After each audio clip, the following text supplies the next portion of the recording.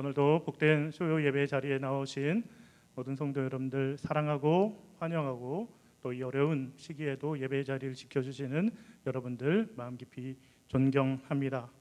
오늘 또 예배 전에 또 은혜로운 찬양과 또 이멀주 권사님의 은혜로운 기도, 그리고 우리 할렐루야 성가대가 오늘 또 여러 사정으로 치지를 못했는데 우리 지휘자이신 유웅창 선생님께서 또 아름다운 생명의 양식 찬양을 우리에게 불러주셔서 저에게도 큰 힘이 되고 여러분들께도 큰 은혜가 되셨을 줄 믿습니다.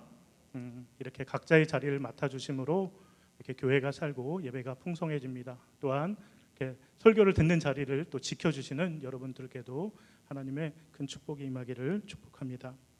오늘 조진호 목사, 너무 거창해서 이게 좀 부끄럽지만 조진호 목사와 함께하는 녹색 영성 잔산책 그 두 번째 시간이 되겠습니다. 지난 시간에 우리는 녹색 영성 그리고 산책하는 것에 대해서 생각을 했습니다. 좀 기억이 나시나요? 산책하시는 하나님도 기억나시죠? 그리고 그 조합인 녹색 영생 산책이 무엇인지 이렇게 한 단어 생각해 보았습니다.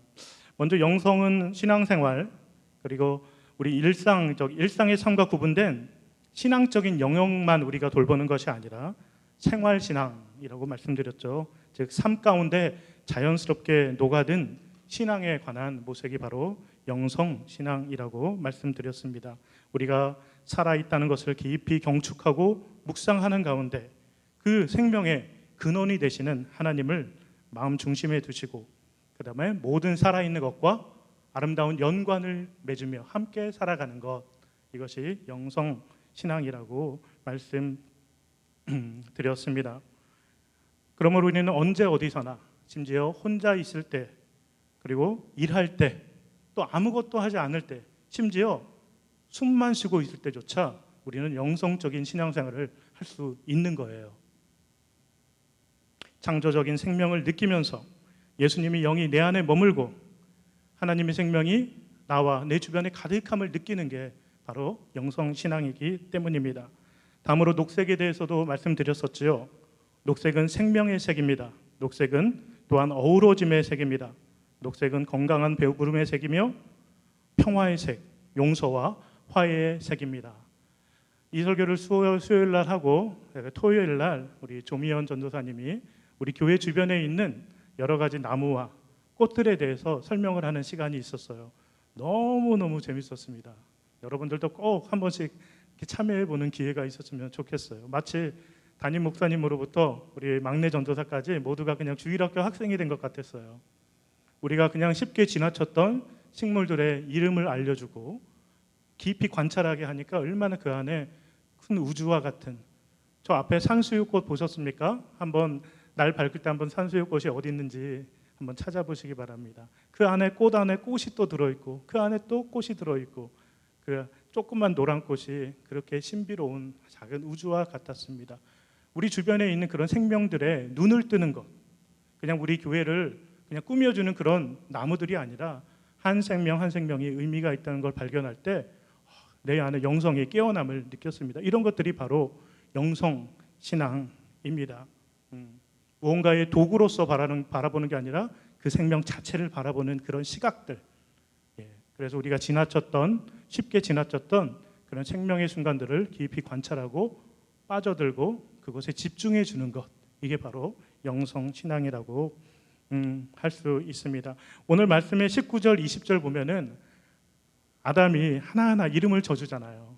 저는 그런 의미가 있다고 새롭게 다가왔습니다. 그리고 하나님은 아담이 이름을 어떻게 지나 이렇게 몰래 뒤에서 바라보시면서 흐뭇해하고 계시는 모습을 바라볼 수 있습니다. 이런 영성을 회복하는 것이 우리에게 너무 중요하다는 것이지요.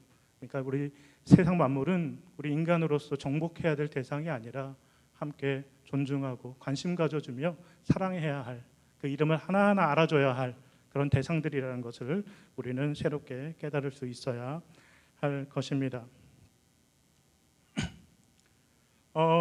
그래서 이제 녹색 영성은 우리가 너무나도 익숙한 붉은빛 영성, 소위 붉은 영성, 무엇이죠? 죄와 벌, 율법과 정죄, 무슨 일을 해야 되고 신앙인으로서 뭔가 의무를 해야 되고 이러는 거에 천착해 있는 우리 신앙들의 우리의 익숙한 신앙들이 있어요. 그것을 그것에 대척점에 있는 것을 녹색 영성이라고 말씀드렸습니다. 그래서 우리는 균형 잡힌 신앙인이 되어야 한다, 이런 말씀을 드리고 싶은 게, 이 녹색 영성 산책에 이런 작은 목표가 있다면 바로 그런 것이 아닐까 싶습니다. 물론 우리가 인간이 죄인임을 우린 분명히 알아야 되죠. 죄의식이 없고 회개하지 말아야 된다는 얘기가 아닙니다. 한쪽으로 편향된 우리의 신앙의 모습들을 우리는 돌아보고 균형을 잡아야 된다는 이야기를 저는 하고 싶은 것입니다. 제가 목회를 하면서 많은 성도님들을 이렇게 만나면 좀 공통적으로 느끼는 바가 있어요. 좀 이분은 좀 자신을 돌아보면서 좀 회개를 했으면 좋겠는데, 근데 요즘은 막 그런 말 함부로 못하지 않습니까? 근데 목회자로서 느끼는 바가 있잖아요, 사실. 정말 또 본인의 부족함을 좀 깨닫고 또 더 성숙해졌으면 좋겠는데 안타깝다, 이런 분들이 있는데, 이런 분들은 전혀 그런 기미가 안 보이고 오히려 하나님의 은혜를 더 누리셔도 되고 기쁨을 누리셔도 되는데, 오히려 이런 분들은 오히려 죄의식에 빠져서 하나님을 두려워만 하고 움츠려드는 상태로 신앙생활하는 모습을 많이 봅니다. 그런 면에서 우리 모두의 신앙을 좀 돌아봐서 신앙의 균형을 잡아야 될 필요가 있지 않나, 그런 생각을 하곤 합니다. 너무나도 조용하고 또 너무나도 자연스럽고 그리고 요란하게 드러낸 법은 없지만, 그 녹색 영성 운동은 우리 오늘날의 시대가 요구하는 신앙의 새로운 패러다임이 아닐까 생각이 듭니다. 녹색 영성 운동은 균형 있는 신앙, 그리고 창조 신앙의 회복, 그리고 현대인들을 교회에 지금 등을 돌리고 하나님을 거부하는 소위 무종교라고 일컫는 그 사람들을 다시금 생명의 길로 초청하는 좋은 도구가 되리라 저는 확신합니다. 그리고 다음 시간에 우리가 살펴볼 것이지만, 예수님이야말로 녹색 영성의 선구자십니다.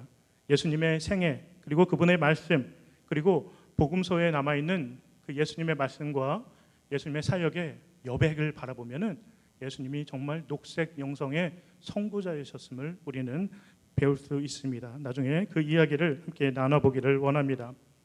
그래서 마지막으로 지난주에는 산책하시는 하나님에 대해서 나눠 보았습니다. 하나님은 저녁 산들바람과 같은 부드러운 마음으로 산책하시며, 오늘도 창조의 하이라이트인 여러분 한 분 한 분, 우리 모두를 바라보시는 그런 창조주 사랑의 하나님이십니다. 우리의 죄에 대해서는 단호하시지만, 그리고 창조 질서가 파괴되어서 그것을 마음 아파하시는 공의의 하나님이시만, 하나님은 우리 인간을 기본적으로 너무나 사랑하시고 그 자체로 너무나 기뻐하신다는 것을 우리는 꼭 기억할 수 있어야 합니다.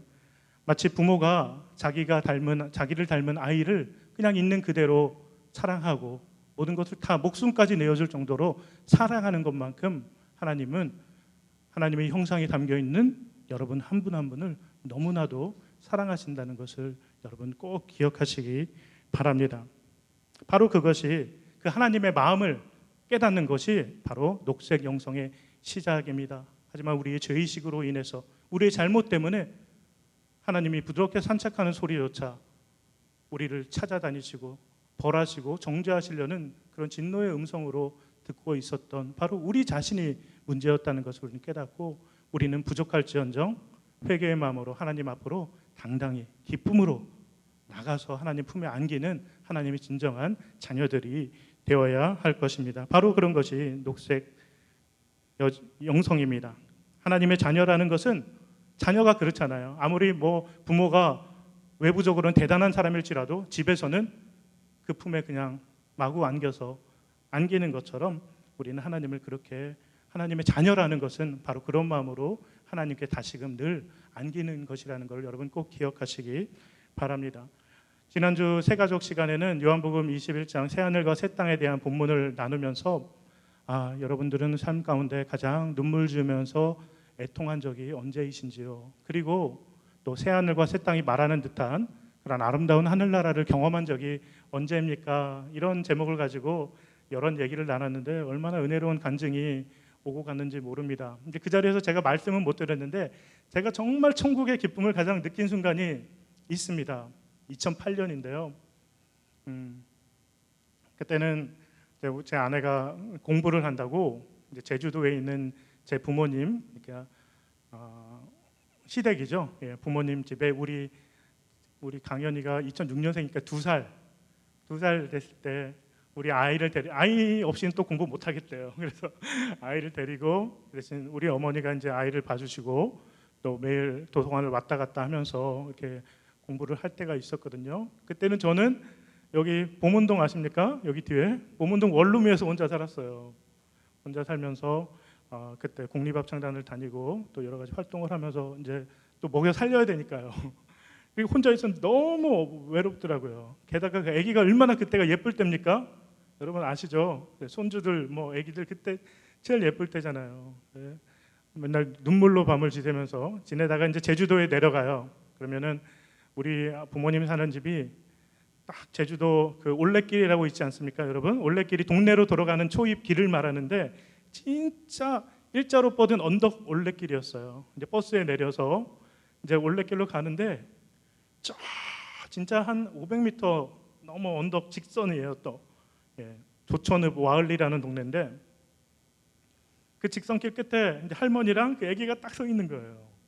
아빠가 오니까 할머니가 아빠 온다 그랬겠죠. 그 아기가 이렇게 오면서 지금 제 아들 예전에 보셨죠? 저보다 큽니다. 근데 그 안에 이렇게 귀여운 게 남아 있어요. 네. 얼마나 그때는 더 예뻤습니다. 자기 자식 다 예쁘죠. 네. 아무튼 처음 멀리에서 제 품에 다가오는데 와, 그 순간을 아직까지 잊을 수가 없어요. 네. 그 아기가 아빠라고 본지도 오래됐는데 아빠 품에 안기는 거. 네. 그래서 저는 우리가 하나님 품에 안길 때 하나님은 그런 마음으로 우리를 기뻐해 주시고 안아주신다. 스바냐 3장 17절 너희 하나님 여호와가 너희 가운데 계시니 그는 구원을 베푸실 전능자이시라. 그가 너로 말미암아 기쁨을 이기지 못하며 너를 잠잠히 사랑하시며 너로 말미암아 즐거이 부르며 기뻐하시리라. 그가 너로 말미암아 기쁨을 이기지 못하신대요. 그리고 너무 좋아서 그냥 눈에서 꿀이 뚝뚝 떨어지시는 거죠. 네. 그런 마음으로 여러분을 보고 계시다는 것을 여러분 꼭 기억하시기 바랍니다. 하나님의 마음이 그러하듯이 우리 하나님을 향한 우리의 마음도 거기에 온전히 화답하는 그런 마음이 되어야 될 줄 믿습니다. 이게 바로 녹색 영성입니다.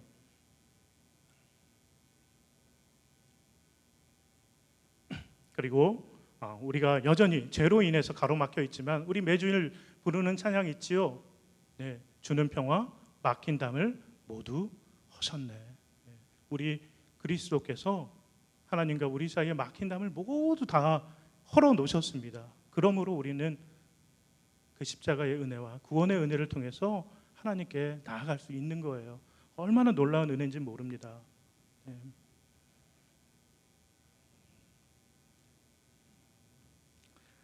그래서 막힘없이 두려움 없이 주저함 없이 하나님을 기뻐하며 하나님을 사랑하는 여러분들 되시기를 바랍니다.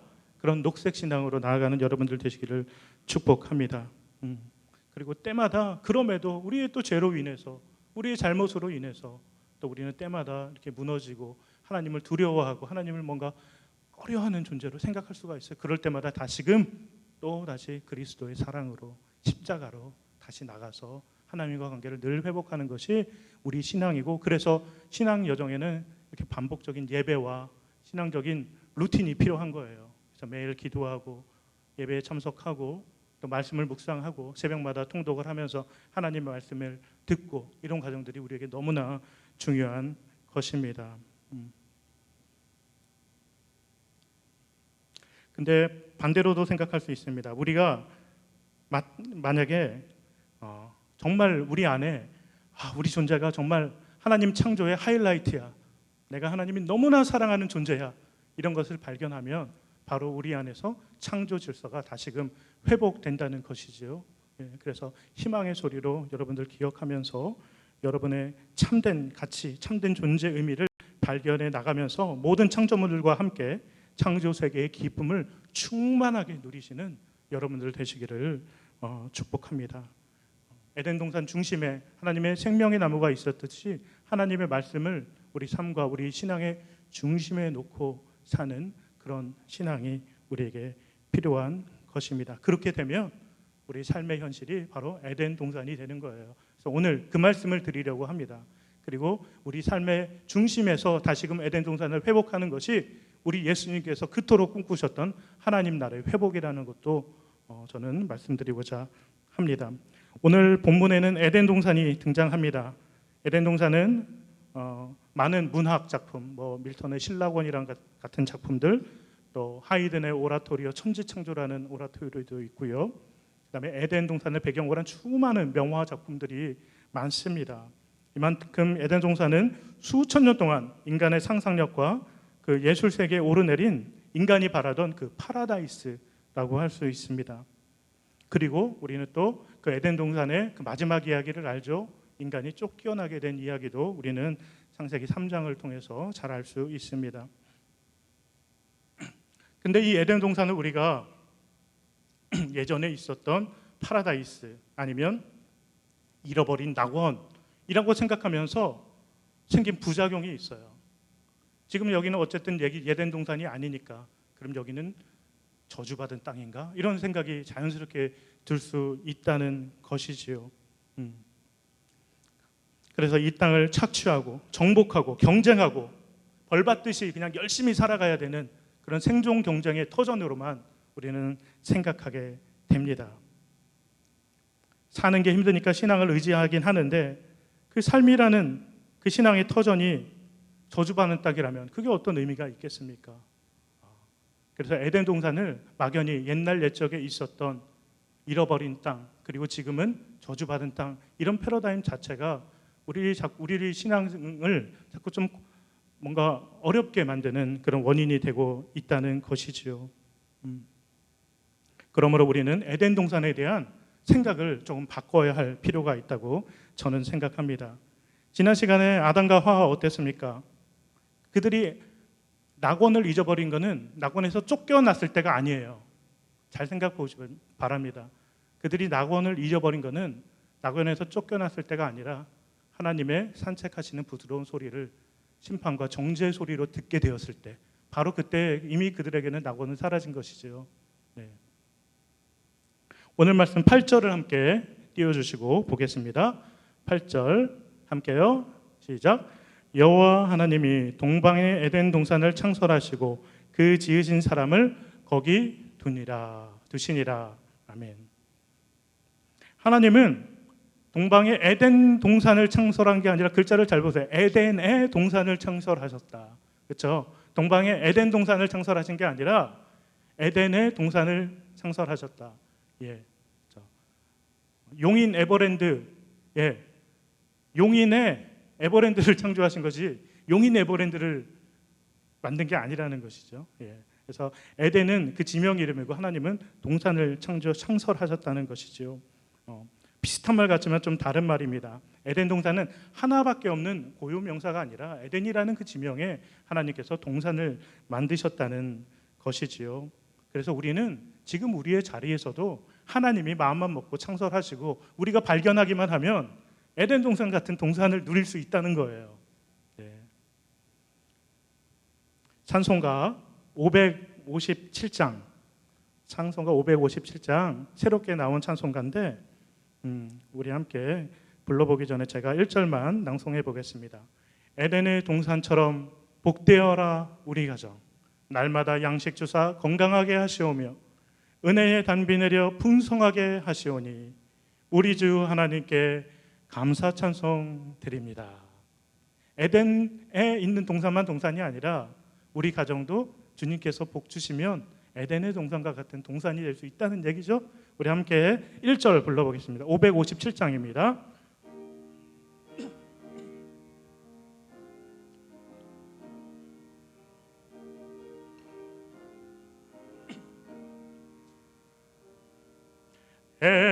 에덴의 동산처럼 복되어라 우리 가정,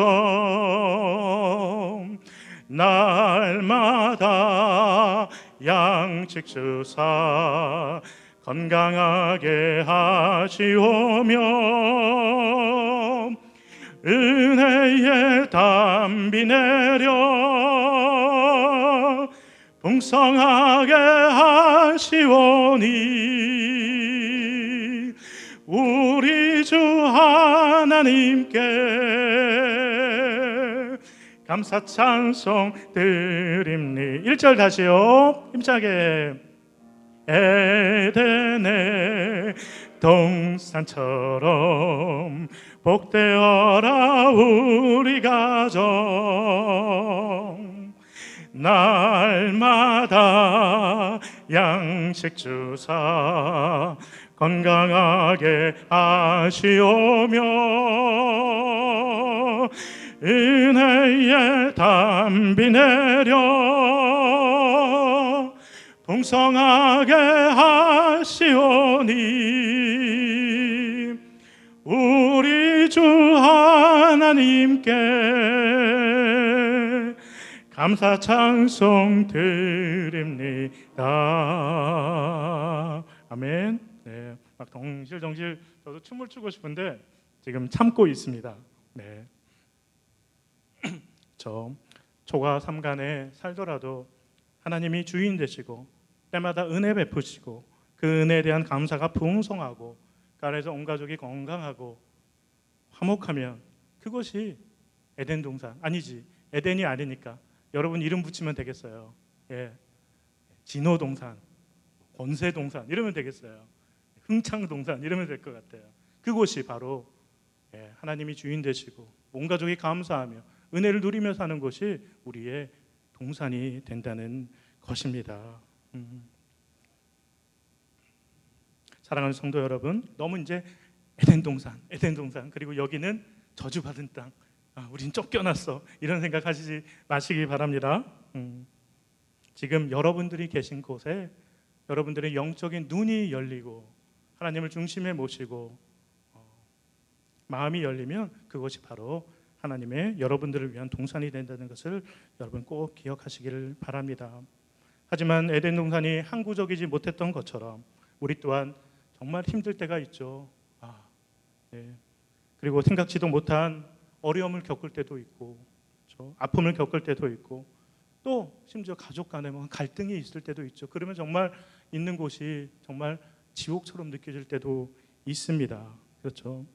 그런데 진짜 지옥에 가지 못해서 그런 말 하는 거예요. 그렇죠? 네. 피조물의 신음을, 우린 피조물이니까 그 피조물의 신음을 우리의 원죄로 인해서 우리가 함께 이렇게 겪고 있구나 이렇게 생각하면, 그리고 또 그 아픔을 조금씩 한꺼번에는 아니더라도 조금씩 받아들이면서 하나님의 또 다른 위로의 은혜를 하나님 분명히 살 길을 마련해 주시거든요. 그 은혜를 바라보면서 나아가는 것, 그것이 또 에덴 동산의 일부가 아닌가 싶습니다.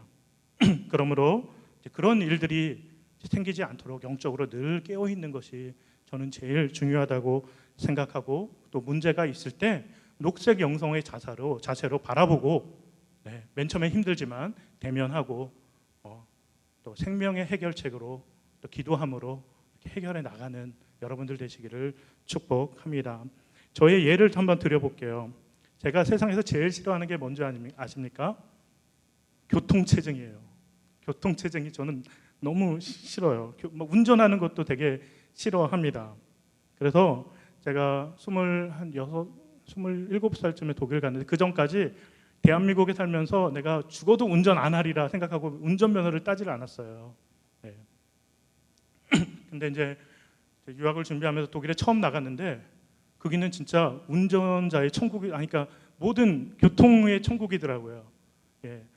순서가 달라요. 우리나라는 덤프트럭이 1등이죠. 덤프트럭이 1등입니다. 그 다음에 순서대로 쭉 내려오다가 푸스갱어, 그러니까 보행자가 제일 꼴찌예요. 그렇죠? 예, 근데 독일은 그 반대더라고요. 무조건 보행자 위주로. 그 다음 자전거, 그 다음에 작은 차, 큰 차, 이런 식으로 가서 한 달 동안 머물렀는데 빵빵 소리를 한 번도 들은 적이 없어요. 빵빵을 안 눌러요. 네. 그러면서 운전을 해야겠다. 그래서 가기 전에 운전면허를 급하게 따서 지금도 운전하고 있는데 여전히 한국에서 운전하기가 참 힘듭니다. 그래서 특히 차가 막히는 그 교통체증의 상황을 저는 너무나 싫어해서 웬만하면 대중교통 아니면 걸어 다니려고 노력을 합니다. 작년까지 이천에서 사역했는데 집은 이제 서울에 있었어요. 그럼 주일 사역 끝나고 이제 집에 내려와서 화요일 날 이제 새벽기도 하러 가야 되잖아요. 그러면은 차가 막힐까봐 그럼 전날 뭐 가든가 하면 되는데 새벽 3시 반에 나가서 차 막히는 게 싫어서 그게 중부고속도로 그 구리 하남 얼마나 막힙니까? 예, 그래서 그 시간 피해서 새벽에만 다녔어요. 계속 2년 동안. 예, 그 정도로 교통체증을 싫어하는데 이제 여기 전농교회에 와서는 이제 매일 출퇴근을 해야 되는데 그 교통체증을 매일 아침 이제 겪어야 되는 상황이 되었습니다. 얼른 이제 서울 사람이 됐으면 얼른 적응해야 되는데 아직까지 멀었나 봅니다. 새벽에는 금방 오지만 출퇴근 시간에는 한 40분 이렇게 걸립니다. 노원 쪽에서 내려오다가 이제 여기 어디죠? 동부간선 장안교에서 전동동으로 빠져오면은 청량리 지나서부터 이제 딱 막히기 시작해요. 그 차선이. 그래서 이제 기다리다가 뭐 다 기다리니까 뭐 기다릴 수도 있고 말씀 묵상도 하고 뭐 영어 회화도 듣고 독일어 회화도 들으면서 이렇게 보내는데 거기까지는 괜찮아요. 근데 그 앞에 딱 보면은 이렇게 딱 끝에서 껴드는 차량들 있죠. 많이 겪으셨죠? 네. 제가 볼 때는 좀 큰 트럭들하고 외제차가 많이 그러는 것 같아요. 네. 그러면 이제 마음이 막 쿵쾅쿵쾅 뜁니다. 저런 하면서 목사라서 차마 욕은 못하고 네. 그런 상황을 맞으면 마음이 너무 힘든 거예요. 인간에 대한 절망감이 듭니다. 목사가 그런 상태로 이제 교회에 딱 들어가면 영적으로 막 만신창이가 돼서 목사 사역을 시작해야 되는데 너무 그게 힘들었습니다. 예. 그래서 저는 먼저 기도했어요. 그럼 우리가 이런 상황 여러분들도 많이 겪으실 텐데 또 다른 부분에서 겪으실 텐데 기도하시기 바랍니다. 저는 기도했어요. 기도하면서 하나님 우리의 죄를 용서하여 주시옵소서. 하나님 이 죄인을 불쌍히 여겨 주시옵소서. 근데 신기한 게요. 이렇게 기도하면요. 마음이 싹 풀려요. 예. 그런데 매일 그럴 수는 없잖아요. 또. 예. 그래서 대안을 모색했습니다. 예. 그래서 전기 자전거를 샀어요. 예. 녹색 영성의 운동이죠. 네. 전기 자전거를 제 생일 기념으로 제가 셀프로 선물을 했어요. 네. 근데 너무 좋습니다. 맨 처음에는 힘들었는데 전기 자전거를 타고 오면서 맨 처음에는 좀 쉬운 거리가 아니었는데 근데 막히는 것보다 빨리 와요. 전기 자전거가 너무 좋죠. 기름값 안 들지요. 건강해지지요. 새벽에 시원한 바람 맞지요. 예. 근데 또 제가 심부가 좀 고약한가 봐요. 예. 차가 막혀 있는데 옆에 동분간선도로 자전거 도로로 자전거가 차보다 막 빨리 가면 너무 기분이 너무 좋아요. 아주 심보가 제가 좀 고약한 사람인데 하나님께서 그 정도는 좀 용서해 주시겠죠. 예. 아무튼 그런 전기 자전거를 타면서 이것도 녹색 영성의 일부분이구나. 뭔가 내가 녹색 영성다운 시각으로 새로운 대안을 모색하고 내가 행동하는 것 이것도 녹색 영성이구나. 예. 무조건 그 교통차증을 참고 기다리고 속으로 부글부글하지만 어쩔 수 없이 살아가고 이러는 게 정답이 아니라 기도하면서 그들을 용서하고 또 나의 마음을 하나님께 고백하면서 주님 저희 마음도 용서해 주세요 고백하면서 또 녹색 영성다운 대안을 찾아서 행동하는 것 이게 바로 녹색 영성이에요. 그래서 영성하면 여러분들 오해하시는 게 그냥 무조건 조용히 있고 참고 막 가만히 있고 이것이 아니라 새로운 녹색다운 대안을 마련해서 행동으로 열매 맺어 내려서 새로운 지평을 여는 것이 바로 녹색 영성이라는 거죠. 그래서 여러분들 새싹들 얼마나 작아 보입니까? 하지만 그 녹색의 에너지는 정말 대단한 에너지예요. 네. 얼마 전에 울진 삼척 강릉 쪽에서 산불이 났지만 제가 그 고성 산불 여러분 아시죠? 2000년 고성 산불 났던 부대가 제 근무하던 부대였어요. 근데 제가 들어갈 때가 이미 산불이 난 지 6개월쯤 지난 때였는데 이미 그때도 푸른 잎들이 그 황폐화된 그 산에서 푸른 새싹들이 나와서 지금 가면은 언제 산불이 일어난지 모를 정도로 이 녹색의 힘은 조용하고 눈에 보이진 않지만 엄청난 생명력을 가지고 있다는 것이지요. 그래서 녹색 영성으로 산다는 것은 바로 이런 것을 의미하는 게 아닌가. 예. 먼저 어려운 상황을 만났을 때 하나님 우리를 용서해 주시옵소서. 우리를 불쌍히 여겨 주시옵소서. 예수 그리스도여 이 죄인을 불쌍히 여겨 주시옵소서. 이런 마음으로 기도하고, 그다음에 생명 어린 대안을 찾아서 녹색 영성다운 대안을 모색해서 행하는 것, 이것이 바로 녹색 영성입니다. 그래서 여러분들도 삶 군데군데에 이런 일들을 만날 거예요. 여러분들이 정말 마주하기 싫은 일들, 그런 상황들 마주할 때마다 이렇게 해결해 나가시는 여러분들 되시길 바랍니다. 하나님께 기도하고 또 회개하고 또 나의 마음 그대로를 주님께 보여드리고, 그리고 녹색 영성다운 대안을 모색해서 행동하는 여러분들 되시기를 축복합니다. 녹색 영성은 이처럼 삶의 현장을 그 무대로 삼는 거예요. 교회에 와서만, 성경 볼 때만, 속회할 때만, 기도할 때만 신앙생활 하는 게 아니라 삶 가운데서 우리의 신앙의 힘으로 그 삶을 해결해 나가고 하나님의 자녀다운 그 삶을 당당하게 누리는 것, 이게 바로 녹색 영성이라는 것이지요. 그래서 사랑하는 성도 여러분, 여러분들께서 몸담고 있는 그곳이 어디가 됐든 바로 그것이 여러분들의 동산이 되기를 축복합니다. 여러분들이 경작하라고 부름받은 일터가 바로 여러분들의 동산입니다. 그것이 동산이 되느냐 아니면 쫓겨나버린 저주의 땅이 되느냐, 그것은 여러분들에 달려있는 거예요. 그래서 여러분들의 영적인 생각, 마음 자세에 달려있는 것입니다. 이런 찬양이 있잖아요. 높은 산이 거친들이 초막이나 궁궐이나 주 예수와 동행하니 그 어디나 하늘나라. 저는 이 찬양이 너무 좋습니다. 이 하늘나라가 바로 여러분들의 동산을 말하는 것입니다. 그 어디나 하늘나라, 주 예수와 동행하면. 예수님께서는 임마누엘 하시어 우리 가운데로 오셨습니다. 예수님의 영이 충만하게 거하는 그곳, 그리고 그 영에 우리가 동참하는 그곳이 바로 우리의 동산, 하늘나라입니다. 하나님 나라는 죽어서 가는 곳이 아니라 예수님의 영과 함께하는 곳이 바로 하늘나라입니다. 여러분, 예수님 메시지의 핵심이 무엇입니까? 회개하라, 천국이 가까이 왔느니라. 예수님은 우리에게 오실 때 그냥 혼자 오신 게 아니에요. 천국이 가까워 왔느니라. 천국을 이끌고 오셨습니다. 그래서 우리가 예수님께 나간다는 것은 그 천국 가운데로, 동산 가운데로 들어가는 것입니다. 우리는 그 사실을 믿음으로 받아들이고 지금 자리를 다른 사람과 비교하지 마시고 지금 내 자리, 이 자리를 동산으로 누리고 또 동산으로 경작해 나가야 합니다. 여러분 8절을 다시 한번 보시겠습니다. 여호와 하나님이 동방의 에덴에 동산을 창설하시고 그 지으신 사람을 거기 두시니라. 하나님께서 머물라고 명하신 그곳, 하나님께서 두신 곳, 바로 그곳이 우리의 동산입니다.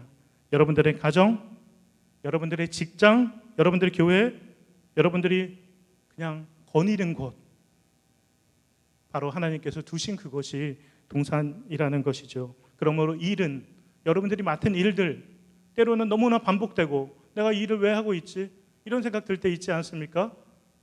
이 일이 저주가 아니라는 것을 여러분 꼭 기억하셔야 합니다. 또한 사람들, 제가 아까 새치기 하는 사람들 보면서 절망하지 않았습니까? 때로 사람들 보면 막 절망이 들고 힘들 때가 있어요.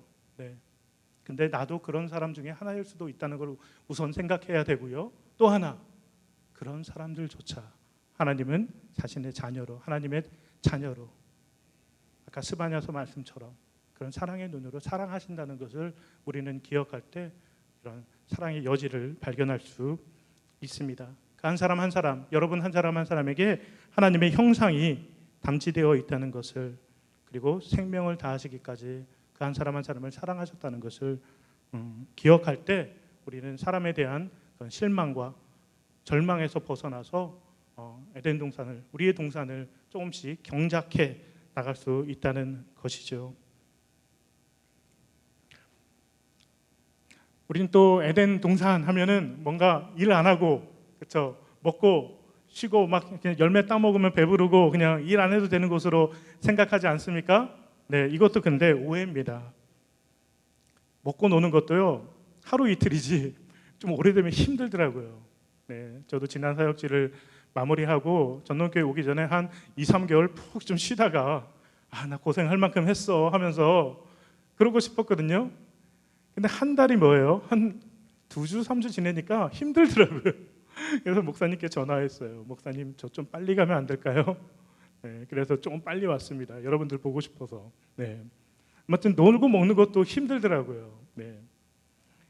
에덴 동산은 놀고 먹는 곳이 아니라는 것이죠. 근데 요즘 사람들은 이제 놀고 먹는 거에 좀 점점 당당해지는 것 같아요. 그렇죠? 이미 오래전 얘기가 됐는데 여러분 욜로 아시죠? 욜로. 예. You only live once. 당신은 그냥 한 번 살 뿐이니까 우리 실컷 잘 살다가 잘 먹고 잘 살다 가자. 이런 얘기가 이제 욜로족이에요. 예. 요즘 이제 30, 40대 젊은이들의 캐치프레이즈가 됐죠. 네. 근데 무서운 얘기 아닙니까? 우리 기독교인들 입장에서는 너 단지 한 번만 사는 거야. 멋지고 쿨한 얘기 같은데 사실 기독교 신앙에 정반대되는 이야기 아닙니까? 우리는 부활과 영생과 심판과 하나님 나라를 믿는 사람들인데 YOLO, You only live once. 너 한 번밖에 살지 않아. 그러니까 잘 먹고 잘 살아야 돼. 이거 무서운 메시지죠. 근데 그 메시지가 생각보다 깊이 있게 우리 가운데 들어와 있어요. 생각보다 깊이 있게. 심지어 우리 기독교인들 사이에. 재밌는 얘기 들려드릴게요. 제가 언젠가 또 단독 목회할 때 이 욜로에 대한 얘기를 또 이런 마음으로 막 개탄하면서 설교를 한 적이 있어요. 근데 몇 주 뒤에 온 가족이 그때는 코로나 이전이니까 수영장에 갔습니다. 워터파크에 가서 저는 이제 좀 몸매가 자신이 없으니까 여기 래시가드라고 이렇게 껴입는 거 있죠. 특히 한국 사람들이 그렇게 입어요. 해외 나가서 뭐 위에 뭐 껴입는 사람 보면 다 한국 사람이더라고요. 네. 아무튼 그걸 딱 껴입고 수영을 하고 있는데 아들이 제 뒤에서 막 웃는 거예요. 그래서 왜 웃냐고 물어봤더니 세상에 제 수영복 뒤에 You only live once 이렇게 써 있는 거예요.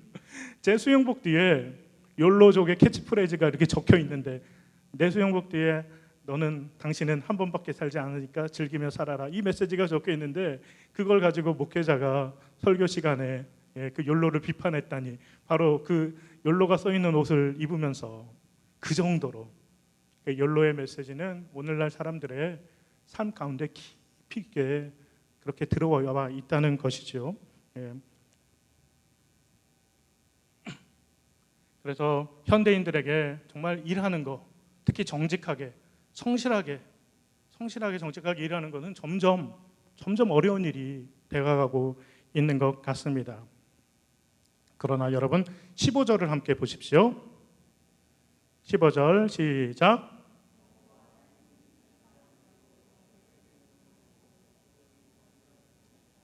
네, 그 사람을 이끌어 그것을 경작하며 지키게 하시고. 에덴은 놀고 먹는 곳이 아니라 일하는 곳이에요. 여러분 이게 원죄를 짓기 전 얘기예요.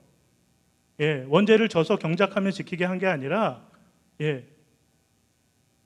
그 선악과 열매를 따먹기 전에 있었던 일이에요. 네, 하나님은 그 사람을 이끌어 에덴 동산에 두어 그것을 경작하라는 건 뭐예요?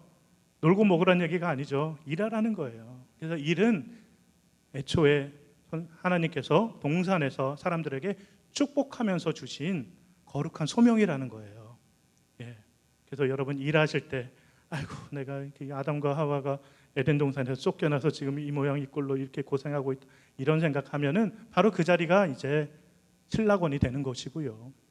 하나님 이 일 가운데서 하나님 영광을 위해 일하게 하시고 하나님 저로 하여금 일하게 하시니 감사합니다. 이 자리가 나의 동산이 되게 하여 주시옵소서.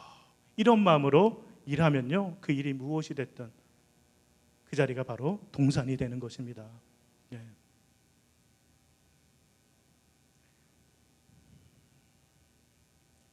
그리고 일도 그 일에 감사하면서 할 때 그게 기쁨이 되죠. 일을 어떤 돈벌이의 수단으로 생각하면 그 일이 일 같지 않고 참된 일이 되지 못하는 것이지요. 욜로 그 메시지는 어쩌면 쿨하고 멋진 메시지 같지만 사실 한 번뿐이라고 주장하는 그들의 그 삶마저 저주로 바뀌게 하는 그런 무서운 얘기라는 것을 우리는 꼭 기억하면서 우리는 부활과 영생, 하나님 나라 바라보면서 지금 내게 주신 자리를 감사히 여기면서 그 안에서 최선을 다하며 일하고 경작하며 지키는 그런 하나님의 사람들이 되어야 할 것입니다. 마지막으로 창세기 맨 처음에 읽으신 분들이 궁금해하는 게 있어요.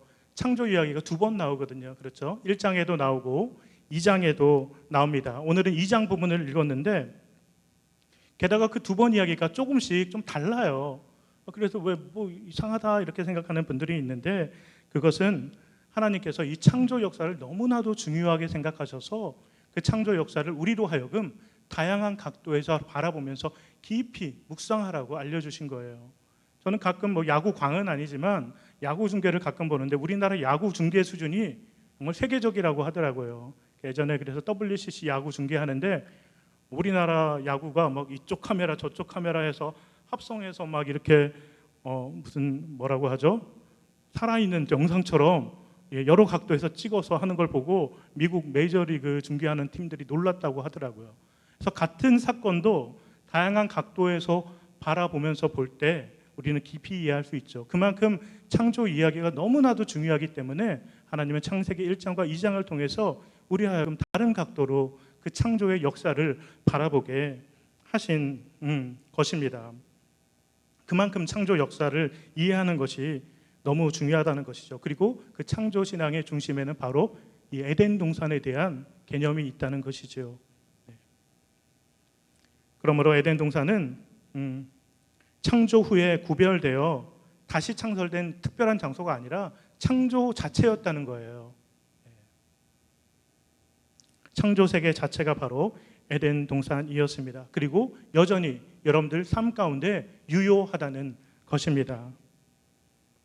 그럼에도 불구하고 우리는 여전히 죄책감, 정죄, 붉은색 신앙 그리고 물질주의적 신앙에 치중해서 자꾸 그런 녹색 영성을 잃어버리고 있다는 것이죠. 그래서 녹색 영성이 오늘날의 한국 교인들에게 너무나 필요하다는 것입니다. 말씀을 마무리하겠습니다. 사랑하는 성도 여러분, 녹색 영성은 오늘도 새로운 신앙의 지평으로 여러분들을 초대하고 있습니다. 하나님의 말씀을 동산 중앙에 모시고 창조주 하나님을 경외하는 가운데 저마다 맡겨진 신성한 일을 감당하면서 또 하나님께서 맡기신 일들을 경작하고 우리 삶의 자리에서 동산을 이루어가면서 창조 세계와 더불어 사는 것 얼마나 아름답습니까? 그것이 바로 녹색 영성이 꿈꾸는 삶입니다. 녹색 영성을 회복함으로 인해서 여러분들의 삶의 자리 그리고 여러분들의 가정의 동산, 여러분들의 직장, 여러분들이 몸담고 있는 지금 이곳 그리고 우리 교회 그리고 여러분들이 거니는 모든 걸음걸음마다 하나님의 또 다른 동산이 되기를 축복합니다. 기도하겠습니다.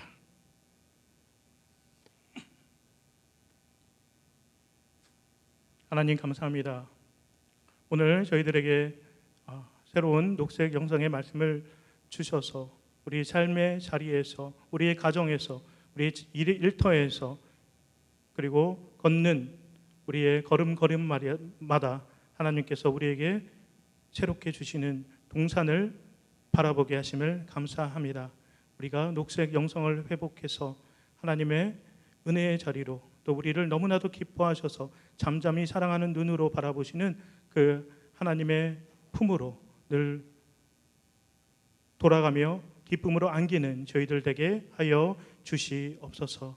하나님 앞에 나올 때 귀한 예물을 드림으로 하나님께 감사를 드리며 삶의 자리를 에덴으로 드리는 귀한 헌금을 드린 성도의 가정께 주님께서 축복하여 주시고 이 가정의 간구와 기도에 주님 응답해 주심으로 주님 역사하여 주시고 그리고 이 자리에 나올 때 하나님에 대한 사랑과 또 기도 제목으로 안고 온 모든 성도들의 기도에 주님 응답해 주심으로 주님 그들과 함께하여 주시옵소서. 감사드리며 예수님의 이름으로 기도합니다. 아멘.